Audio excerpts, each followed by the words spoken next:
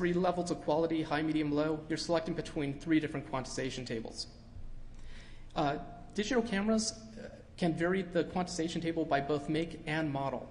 Manufacturers usually optimize them for the CCD, the light collecting element on them, as well as for the data size and even the manufacturer's color scheme. This is why a picture taken with a Canon camera usually prints better on a Canon photo printer. They've optimized the color scheme for their entire product line. As far as forensics go, all we have to do is match the quantization tables to a known application or a known camera. If they match, then you know that it came from there. So media outlets like Reuters should really pay attention. If they don't want people to submit pictures that have been modified, they should make sure that the quantization table actually matches the camera listed in the metadata. However, there's so many different types of hard-coded quantization tables out there, you may not actually know them. So if you have a quantization table and you don't know who created it, what else can you find? Well, we can find things like the quality. When you save a JPEG, you usually select the quality like 95%, 80%, 65%, something like that. The lower the quality, the smaller the image size. However, the quality is not saved in the JPEG metadata. So if you can fingerprint the quantization table, then you know not only the tool, but the quality that was saved at.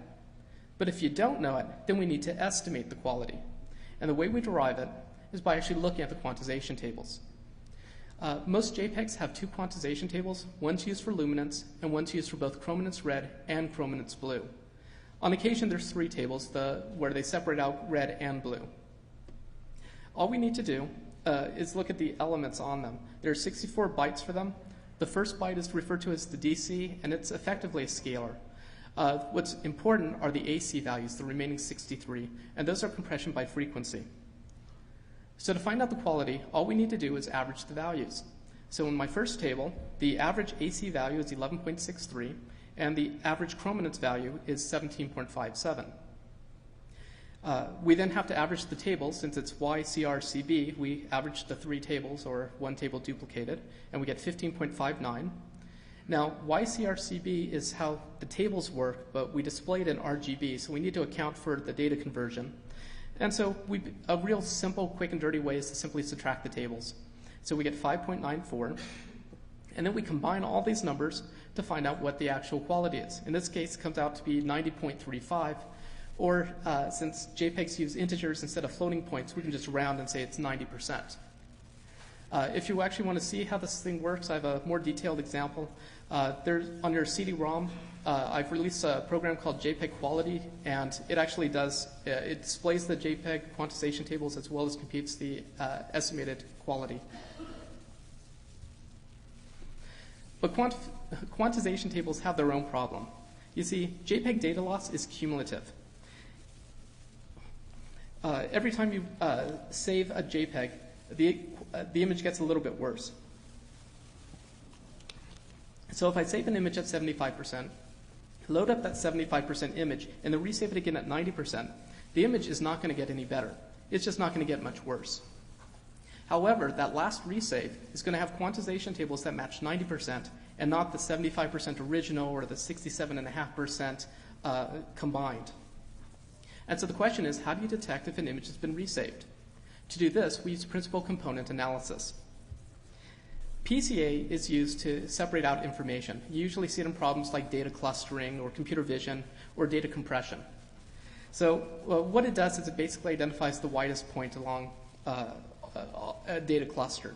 So if I simply take my image and graph RGB as if they were XYZ coordinates, I get this nice little cloud. The widest variance across it is the first principal component. The second principal component is the second widest with respect to the first principal component. And the third is actually the narrowest. The principal component actually defines a plane through the data, but I don't actually use the plane. I use a line that is normal to the plane that goes through the middle of the data set. So if you're not interested in all the math, this is basically the minimum variance across the maximum amount of information. And I'll show you why this is really important. Here's an example picture that I drew. It's got three dinosaurs in it.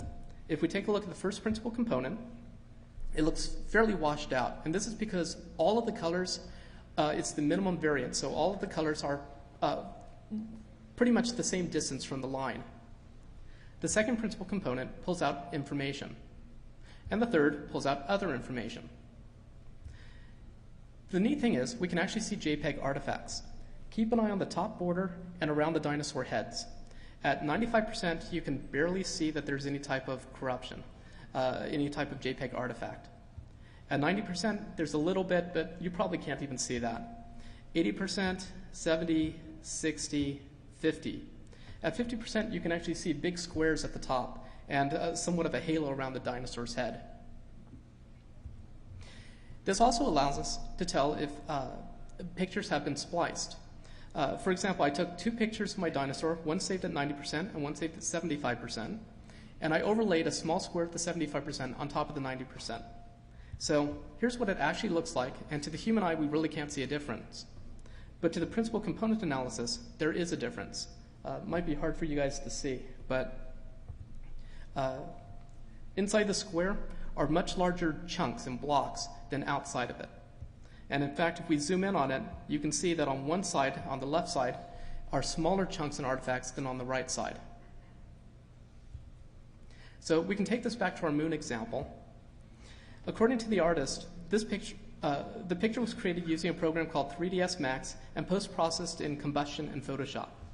According to the JPEG quantization tables, Photoshop was the last used application, and it was saved at about 89% quality. However, if we take a look at the principal component, we can see that there's a lot of corruption. This is not 89% quality.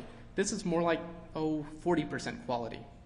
And in fact, if we zoom in on part of it, we can see that the astronaut has a lot more corruption than the background or the faceplate. And this is actually a good thing because according to the artist, he rendered the astronaut, but the background and faceplate were bitmaps that he added in. So he rendered the astronaut as saved it as a JPEG, brought it back up, added in the background and the faceplate, saved that again, brought it back up, added in the Life magazine in the top corner, which has very few JPEG artifacts, and then saved it again. And that's how this picture was created. And that also leads us into error level methodology. You see, as I mentioned, JPEG is a lossy format, and each resave introduces more error. If you save a JPEG one time, it introduces the most error. The second time, it introduces the second most error, and so on. In fact, after you've saved it about a dozen times, there's no need to worry about the quality. It's probably as bad as it's going to get. But we can actually use this to do error level analysis. You see, each one of the 8x8 cells within the JPEG should be at the same quality level. But if I go into a JPEG and I make changes to the image, then the 8x8 cell that I modified is going to have a different quality level than the rest of the image. So the basic methodology is to save the image at a known error level, like 95%, 75%, just something that you know that you're adding in noise. And then subtract the two images and determine how much error was actually introduced. If there's a lot of difference, then it means that the cell was unstable and each resave will make a lot of changes. If the square has no changes in it, then you know that the image is already at its local minima and it's not going to get any worse. So to give you an example, I took a picture of my bookshelf and I saved it at 75%, and then I resaved that 75% at another 75%. If I do an error level analysis of that first picture, we can see that there are a large number of unstable pixels in it. So this is a good original photo. On the other hand, the other two pictures show very little change after resaves. There actually is a difference between the last two, but it's subtle because at 75%, you're pretty much already at your worst that you're going to get. So we can use this to tell if an image has been modified. So I took my first resave at 75%, and I edited the picture. I added some more books on the shelf, as well as the little dinosaur. And when I do an error level analysis, you can see the books and the dinosaur. In fact, here they are for the people who can't see it. And this takes us into some of the fun stuff, like the ALF kid. The ALF kid is arguably the single most Photoshopped person on the internet. People like to take him and do things like change his shirt, or put him in funny situations, like here he is with Michael Jackson, some presidential candidates. and even Osama bin Laden. Now I can take any one of these pictures and do an air level analysis on it and see what the artist changed last. In this case, he changed the shirt. And he didn't just change the shirt. I know exactly what parts of this shirt were changed. Now, I actually went asking to a lot of the people who were doctoring this picture and said, where is the original photo? And everyone directed me toward this picture. They said, if you're going to modify the ALF kit, use this one. This is the original. But there's a problem with this being the original. First thing, it's been resaved so many times that it's pretty much at its minimum error level. If you take a look along the bottom edge and the rightmost edge, there's a little bit of dot dithering because the last change that was made to this picture is that it was cropped. And then there's those blocks in the middle. Well, they're big blocks, which means it's after the first resave. This is probably like the second resave. So what was added there? Someone added ALF to his shirt. We don't know if ALF was actually even on his shirt because it's been resaved so many times, but we know that ALF was the last thing added, and then after that, they cropped the picture. We can actually use this to analyze other pictures. I'm sure you've all seen this one, the crash picture.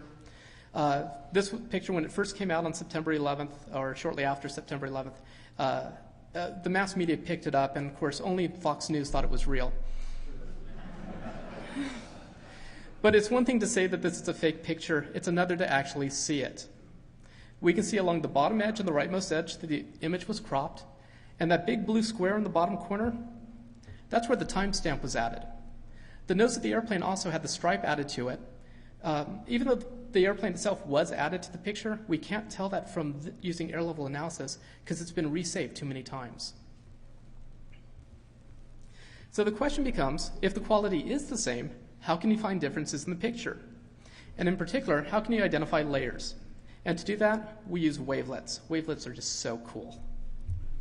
What wavelets do is you start with a known wave function, like my red line here. So it's a line in the middle.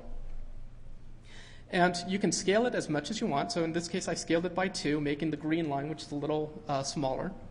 And then you can add them together. And when you add them together, you get the blue line, which is a more complicated signal. Basically, any complicated signal can be broken down into a series of scalars applied to the wavelet. You just multiply the scalar and then add them up together, and that gives you the original signal, or at least you can approximate it. Some signals are easier to approximate than others. Things like natural colors or noisy images, like you'd expect from a CCD, digital camera.